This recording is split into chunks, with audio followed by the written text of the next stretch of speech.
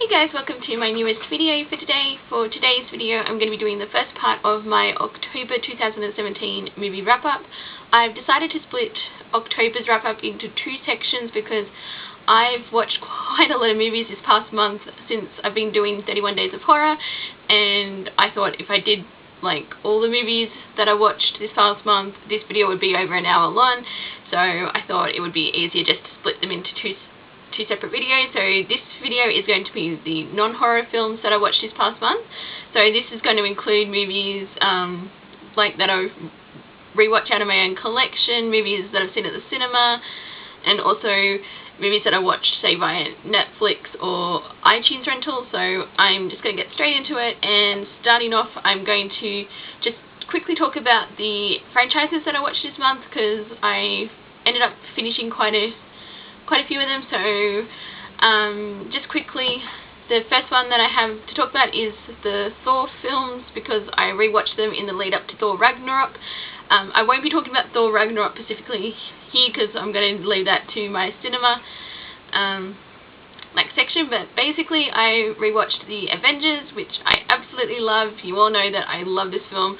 It's probably my favourite superhero movie of all time, if I'm being perfectly honest.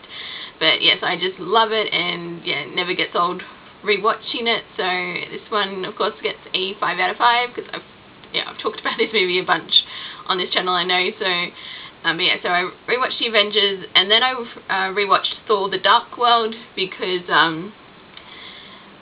you know, obviously sort of been doing it between the Thor films and then the Avenger films, and that. So that's how I basically did it for this rewatch. So yeah, I really enjoyed the Thor: The Dark World. I know a lot of people don't, but I don't know. I've just always liked it. It's I probably do prefer it to the first Thor film, but I sort of have a really soft spot for the Thor film. So I know a lot of people are sort of on them, but I really just enjoy them. This one I also enjoyed. I really liked the humour in this. I really sort of loved Thor and Loki's banter throughout it, especially when they're trying to escape Asgard. I really do love that scene. It's I think it's got a good sort of mix of, because it's obviously this one's a lot darker than the first Thor film, but I sort of really love the expansion of this I guess setting, and also that that sort of the characters who are more background in the first film, they sort of got a lot more to do, and I sort of like seeing that interaction. So yeah, I've always enjoyed this one, and Thor: The Dark World gets 4 out of 5 stars. And then to finish off the Thor rewatches, I rewatched Avengers: Age of Ultron. At the time that when I first saw Age of Ultron at the cinema, I really loved it. I was like, this is even better than the first Avengers, but I think I kind of let myself get caught up in the hype because on rewatch, it doesn't really hold up that well. I don't think it's it's enjoyable. I really do still enjoy it, but I don't think it's quite on par with the first one. So I still gave it, this one, Age of Ultron, 4.5 out of 5 stars. I really do still love this film, but yeah, not as much as when I first saw it at the cinema. So but that was basically my rewatch of the Thor films, and then and obviously the 2 Avengers, and so yeah, so basically the next franchise that I finished rewatching as well is the DC Extended Universe films, because obviously Justice League is coming up next month, and I wanted to sort of rewatch the films. Also, particularly when the Wonder Woman Blu-ray came out, I wanted to rewatch them and then watch Wonder Woman, but also it served as the purpose of rewatching the films nearly up to Justice League. So that was my reasoning there. And the 2 films I had left to watch were Suicide Squad, which again I know a lot of people hate in this one, but I actually really liked it. It's I just had a lot of fun with it, and on rewatch it actually made me realise just how much I do like Margot Robbie as an actress, because I really love her portrayal of Harley Quinn, and I think, yeah, she's definitely one of the standouts in this movie. But you know, on the whole, I just really do like this movie. Yes, I know it's got problems, but I don't know, I just liked it. I liked it on when I saw it at the cinema, and I still like it on rewatch, and yeah, it's it's basically all I can really say about this. I just, you know, sort of love I like the quirkiness of it, and also,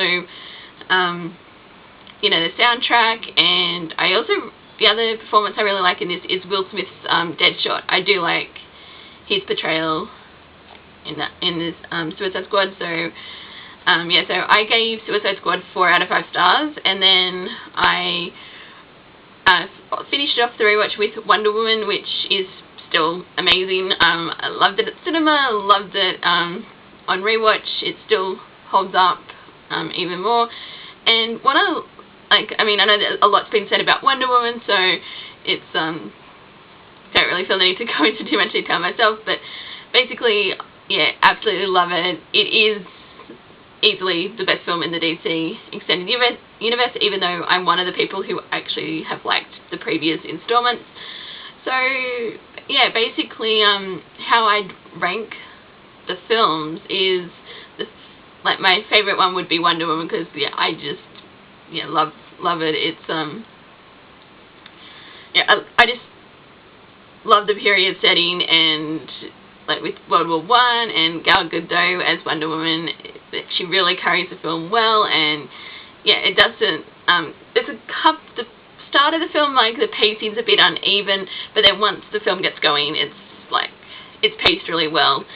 And yeah, I just really love Wonder Woman, so it's my favourite of the DCE so far. And then my order would go, actually, my second favourite would probably be Man of Steel, which again is not a popular opinion, but on rewatch of that, I really did like Man of Steel. I mean, I liked it the first time, but then I liked it even more when I rewatched it. And then I would probably go Suicide Squad, and then Batman v Superman, which is sort of, I think, a very interesting contrast, because you sort of got, like, because I found with Wonder Woman, one thing I did appreciate with that, it's so I guess uplifting, like, when you compare it to Batman v Superman, where you've got the two, you know, you've got Batman, you've got Superman, and they're, like, drowning in angst, and, you know, it's like misery and all of that. And then, but when you sort of compare it to Wonder Woman, it's more positive, and, like, I guess there's, you know, sad moments, obviously, but she doesn't sort of really drown in her grief. She gets stuff done, and she doesn't sit around moping and waiting for something to, you know, someone to give her, you know, like a pep talk into doing stuff and that. So I did actually quite like sort of that aspect of it as well. So yeah, so that was sort of the rewatch of the DCEU. And then finally, well, this one only had the one film that I had left to rewatch, and that was Minions. And basically, because I still haven't seen Despicable Me 3, and yeah, because I didn't get a chance to go see it at the cinema, so I've been rewatching, like, I rewatched the first two films, and then I rewatched Minions, and yeah, so hopefully in the next month I can watch Despicable Me 3, so that will most likely be an iTunes rental, but we'll see how I go with that one. But yeah, I love the Despicable Me franchise in general, but since I only rewatched Minions this month, obviously that's my main focus. I did like Minions, but I think I definitely prefer Despicable Me, like the two films. And obviously I can't say whether I prefer the third one or not, because I haven't seen it. But you know, the movie itself is okay. You know, I love the Minions. It's really, like, so adorable and that. But yeah, I think I definitely prefer them in the smaller doses that we see in the Despicable Me films. Like, yeah, I mean, I knew, obviously everyone knew it was only a matter of time before they got their own movie, but yeah, I think, like, you know, an hour and a half of the Minions is just a bit too much. But you know, the film itself was still entertaining. You know, it's had its moments, but I ended up giving Minions 3.5 out of 5 stars. Oh, and I think I forgot to say my rating for Wonder Woman, just thinking I gave that one 4.5 out of 5 stars. So that was my rating for Wonder Woman. But yeah, and Minions, yeah, it's fun. It's, you know, an easy watch, but yeah, not as good as Despicable Me. So they were the franchises that I watched, and now I'm just going to sort of quickly go through the movies that I rewatched out of my own collection, and they were Armageddon, which has been years since I've seen it, so I thought I was due for a rewatch, because according to my Film Aficionado account, I hadn't watched it since May 2013, and, you know, it's not, I don't know, I just really enjoy Armageddon. It's just, you know, a big sci-fi blockbuster, as you'd expect from Michael Bay, but yeah, I've always liked it. I like Bruce Willis in this, and yeah, it's just a lot of fun, and that's all I can really say about it. It's one thing I will actually mention, because I know a lot of people who've said, oh, I always, like, you know, cry at the ending of Armageddon, and I'm like, okay, I don't remember it being that sad, and then I rewatched it, and I was like, okay, yeah, I can see why people would probably cry at the end of Armageddon. So but yeah, but I ended up giving Armageddon 4 out of 5 stars. And then, okay, rewatches. Oh, I also rewatched The Last 5 Years, which is a musical, and you all know me that I love my musicals, and this is sort of one that's sort of creeping up into being one of my favourites. Yeah, I just, you know, I love the songs. I love the two main, well, like, essentially the only actors in the film, because the rest is more background extras. In the instance, it's essentially, you know, their story, and because we've got Jeremy Jordan and Anna Kendrick, and I really do like, you know, their relationship throughout the film. And what I do like about this movie is it's sort of, because it's told, like, it's not told in a linear format. It's basically, you sort of start the movie and it's her, like Anna Kendrick's character, it's there at the end of the relationship. It's sort of from that point, and then it sort of jumps, like, because with the guy, it's from the more, I'm pretty sure it's from the beginning. That's sort of how, and then it goes back and forth, and we sort of, and then it gets to a point, and then it sort of, it just flips, so we sort of see the girl from the beginning and then the guy at the end. So I really do quite enjoy The Last 5 Years, and yeah, my favourite songs are Summer in Ohio, and I think it's called I Can Do Better Than That. I really do like that song. So yeah, The Last 5 Years gets 4.5 out of 5 stars. And then I was in the mood to rewatch Galaxy Quest.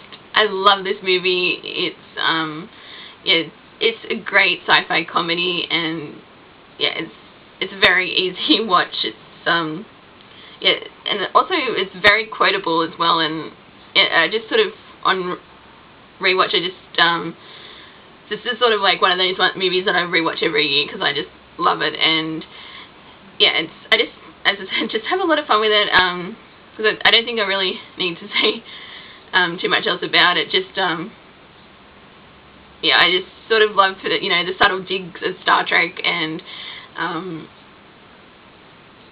yeah, and it's I don't know, I've just can't really sort of get into words why I do like this film, but some of my favourite quotes, I think, one of them was the ones where they're going through Gwen and Jason, when they're on the alien ship, and they're going through the alien, not alien, like the chompers from the episodes, and she's there freaking out about it because they're trying to get through without being chomped, and then she's like, I'm not going through this. This episode was badly written. And then it's like, once they get through it, then she goes, whoever wrote this episode should die. Like, I just sort of love that whole whole scene. And then, yeah, you know, there's oh, I think there's a red thingy heading towards the green thingy. That scene is great as well. And yeah, just a lot of fun. And also, this is not totally totally a bit different. But I also rewatched the E mockumentary that they did on Galaxy Quest. Like back when the movie was coming out in '99, they sort of did it as if the show was coming back with a movie. So I thought that was quite interesting rewatching that. But yeah, it's on YouTube. If it's you just search Galaxy Quest mockumentary, and then it's done in. Well, it's uploaded in 3 parts because I think back then that was under the you know, the time limit of 10 minutes, if you all remember those days. But yes, I love Galaxy Quest, and I of course gave this one 5 out of 5 stars. And then I also rewatched Muppet Treasure Island, which has always been my favourite Muppet movie. I love this movie. There was a period where I remember once like summer, we rented the VHS of it, and I basically watched nothing but Muppet Treasure Island. So yeah, I've sort of become a bit obsessed with it. Like, I think my obsession sort of reignited since rewatching it, because I've been listening to the songs non-stop on this. But yeah, I love this movie. So that was always fun, and yeah, I gave that one 5 out of 5 stars. And I think, oh, and my last actual rewatch was one that I don't actually own, but I rewatched it on Netflix, and that was 13 Going on 30. So because it had been like probably over 10 years like since I saw this movie, because I think I watched, because it came out, I think, what, in 2004, so I must have seen it like not long after it was released, because I don't think I saw it in cinemas, so it must have been a rental or something. But you know, this is just a cute you know, romantic, I guess, chick flick you'd probably call it. But one thing I will say is, like, because I actually didn't realize Mark Ruffalo was in this movie, and then like when I rewatched it, I was like, wow, he's really young in this movie. So because like it was like over 10 years ago, but yeah, you know, I liked this when I saw it, and then yeah, I still find it to be as adorable like on rewatch, even though it's been quite a few years. But yeah, I gave that 13 Going on 30 3.5. And one thing I will actually say about this is I sort of find it interesting sort of watching this from this perspective of being 30 myself. So yeah, I always sort of I actually found it a bit strange that, you know, I'm watching this movie, because I probably would have been like 17 or 18 when I saw this, and then, you know, like now I'm you know, I'm 30, and sort of was quite interesting. But anyway, so that was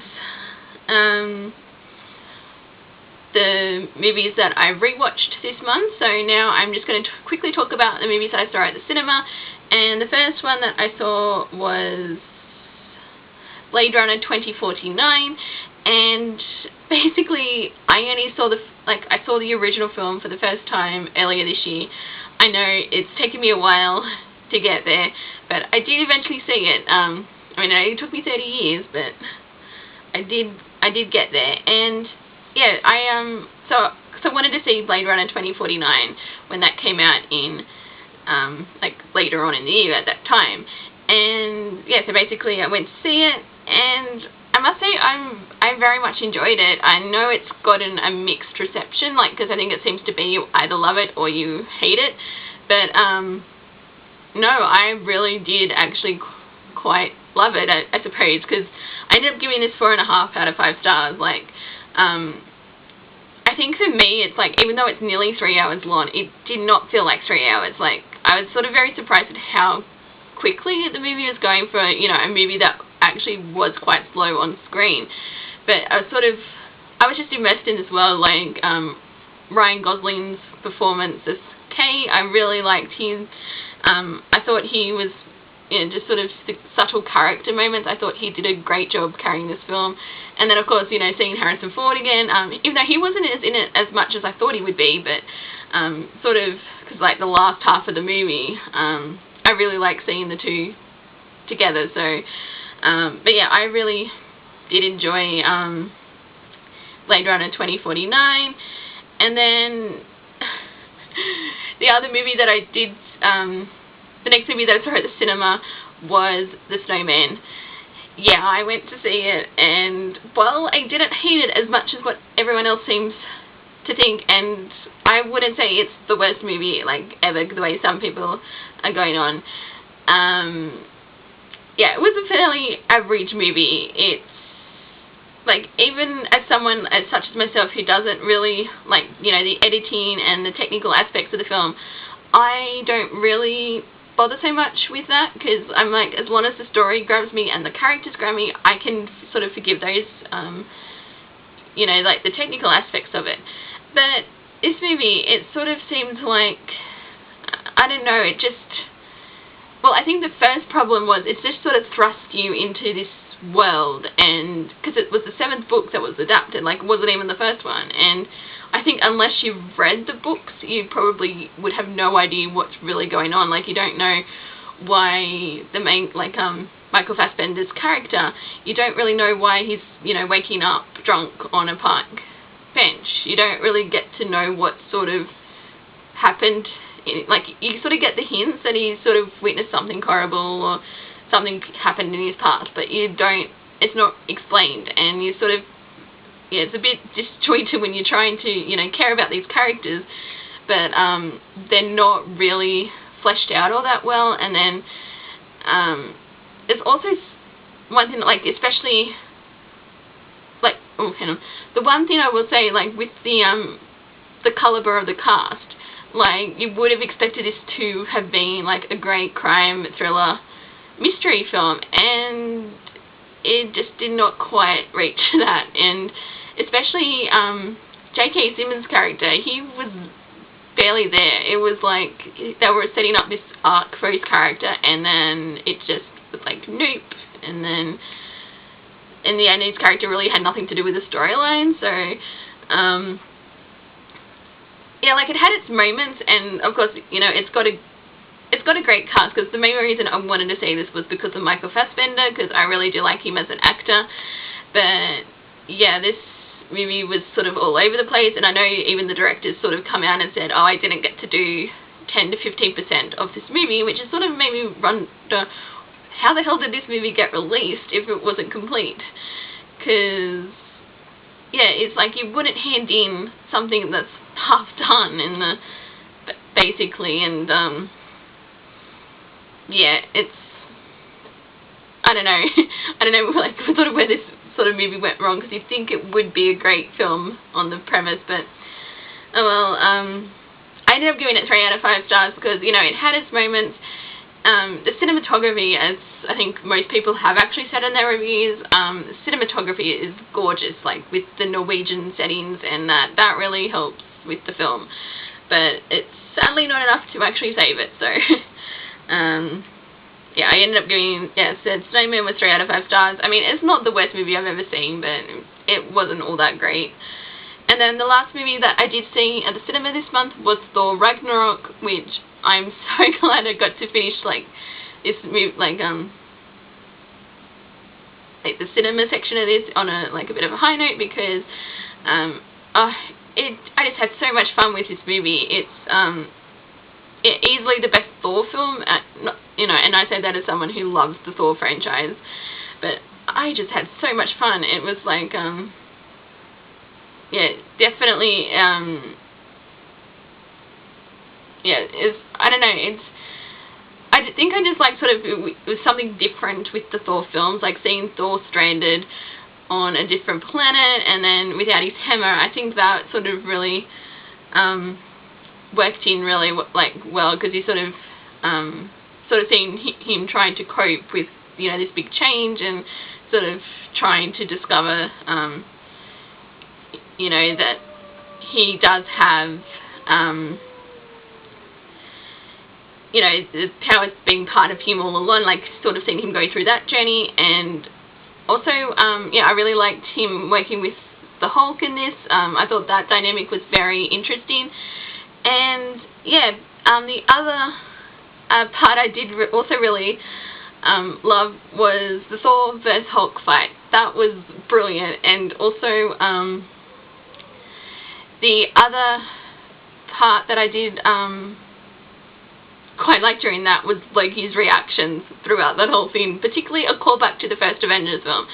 I thought that was done really well, and yeah, that was definitely, I think, as much as I also really enjoyed the actual fight between Thor and Hulk, Loki's, I guess, facial commentary during that was, yeah, just so much fun. And I ended up giving Thor Ragnarok 4.5 out of 5 stars.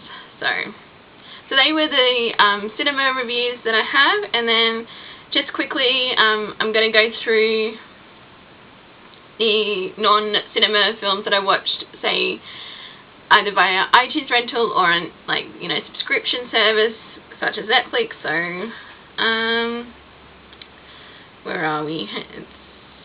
Okay, so the first one that I had that I got as a 99-cent rental on iTunes was Moonlight, and yeah, I finally got around to seeing the 2017 Best Picture winner, and I must say I was very pleasantly surprised by this movie, because I wasn't too sure going in what to expect, and I thought it was just going to be, you know, really dark and depressing, and it wasn't, because based on the subject matter you would think that it's what it would be, but it actually, I mean, yes, it dealt with some very serious topics, but it was generally just, it was actually very positive. It was just such an uplifting story about this, you know, young African-American trying to find his place in the world and coming to terms with, you know, his sexuality, and yeah, I just thought that it was done really well, and I loved it. It was just such a beautiful story, and while it's not my actual favourite of the Academy Award nominees that I've seen, because that's still Hacksaw Ridge, but Moonlight, I'm glad actually won it. It was, yeah, definitely worthy of, you know, being a Best Picture winner. So, and yeah, it was my second favourite of the nominees that I've seen. So, yeah, Moonlight, yeah, loved, gave it 5 out of 5 stars. And then I got Gold, which I was interested in seeing, I will be honest, like, because at the start of the year when it came out in cinemas, but I'm glad I didn't go see it, because, wow, this film was really boring. It was sort of like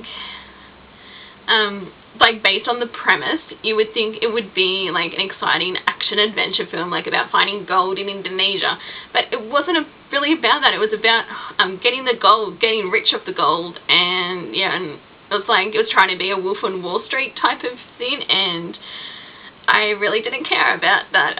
Like, I didn't care about any of the characters. The only part I found really interesting was the last half hour. So I ended up giving Gold 2.5 out of 5 stars. I really did not care for this movie, which is sort of strange, because based on the cast, again, it's like you sort of see this a movie with an amazing cast, but then the film just doesn't deliver. Like, even they can't like save the film. So yeah, I didn't like Gold. So but then I did like the next like movie that I saw for the first time, and that was The Wave, which I watched on Stan, which is an Australian subscription service, and this is a Norwegian disaster film. So this is actually in subtitles, and I absolutely loved this movie. Like, I haven't seen too many subtitled films, so I was trying to sort of correct that, and I was sort of like, I was in the mood to watch a disaster movie. Well, yeah, disaster movie, and also I wanted to watch a foreign film, so I thought, you know what, this is perfect. I'll watch this one, and oh, this is just such a fun. Yeah, I just loved it. It was sort of, because this is basically, well, as you said, just by the title, The Wave, and it's a disaster movie, that, you know, it's about a tsunami, and it's what happens when a tsunami actually, because it's set in Norway, and it's, I can't pronounce, it's like they're mountains, Fords or Forges, I can't pronounce that name, but basically it's because I think it's basically one of those ones where there's going to be a tsunami at some point, because once these rocks collapse, it'll cause, yeah, that's what will cause it. So it's basically what's going to happen when the rocks collapse, and yeah, basically the aftermath. And I loved it. It sort of had my attention from start to finish. You know, I was invested in the characters, because it's very rare in disaster movies that you are actually invested in such characters, because you're sort of like, oh, like there's normally one character where you're like, oh, I really hope, you know, you get killed off, and that wasn't the case here. I was like, I wanted everyone to survive, especially the family. I was just like, very likable characters, and yeah, that was sort of a change from the normal disaster movies. So I gave The Wave 5 out of 5 stars. Yeah, definitely recommend checking it out if you can. So then the next one that I have is one that I watched, I watched this one on Netflix, and that is And Now for Something Completely Different, which is a Monty Python film. I've only ever seen Monty Python and the Holy Grail, which is one of my favourite comedies, so I wanted to sort of expand on the Monty Python films that I'd seen, and yeah, I did not like this one all that much. Well, for starters, this one's a sketch show, it's not a sketch show, it's like a sketch clip film, because it's basically the sketches that they used in the TV show, because they wanted to expand into the United States. And this is it was very weird, because how they sort of stylized it, like you can definitely tell it's a product of its time. Like, this is 1971, and you could tell based on the humour, and I think that's why I didn't enjoy it as much, because I think Once Upon a Time I would have really loved, you know, if I'd gotten into Monty Python, I would have really enjoyed like the films and the TV show. But now after seeing this, I don't really have a desire to actually go and seek out Monty Python's Flying Circus, which kind of makes me sad, because I love British comedy, but this movie just was blah. It's I only really enjoyed 2 sketches, and they were the Fruit Self-Defense class. I loved that, and also the Dirty Fork sketch. But yeah, it's everything else. I just felt really awkward watching it, because the humor, it was, yeah. Basically, it hit all the trifecta in terms of, you know, like no-goes today, because like there's no way this film would have been made in today's, you know, cinema, because it's basically, yeah, it's racist, it's homophobic, and it's sexist. So it's sort of yeah, which I know it's, as I said, it's a product of its time, and I'm generally not prudish, but this film, I don't know, it just made me uncomfortable, a lot of it. So I gave it Now for Something Completely Different 3 out of 5 stars, and yeah, I won't be rewatching that one. So, and then the last movie that I have to talk about is, I get to end it on a high note, is Begin Again, which is clearly in a Mark Ruffalo movie watching mood, because this is like the 3rd movie of his that I've seen this past month. So, because this is directed by John Carney. I haven't seen Once or Sin Street, but after this I do want to check those movies out, because yeah, Begin Again, it was just, I just loved it. It was, because it's a musical, but it's sort of, it's more about, it's sort of like these two characters, and they're sort of coming together, like they're working through their troubles through music. It's sort of, yeah, about working on music and sort of seeing the positive difference that it's having in their lives. Because basically, Keira Knightley's character, she's part of a songwriting duo, and like they were like boyfriend and girlfriend. Her boyfriend cheated on her, so she's sort of left heartbroken, and she sort of doesn't know what she wants to do with her life.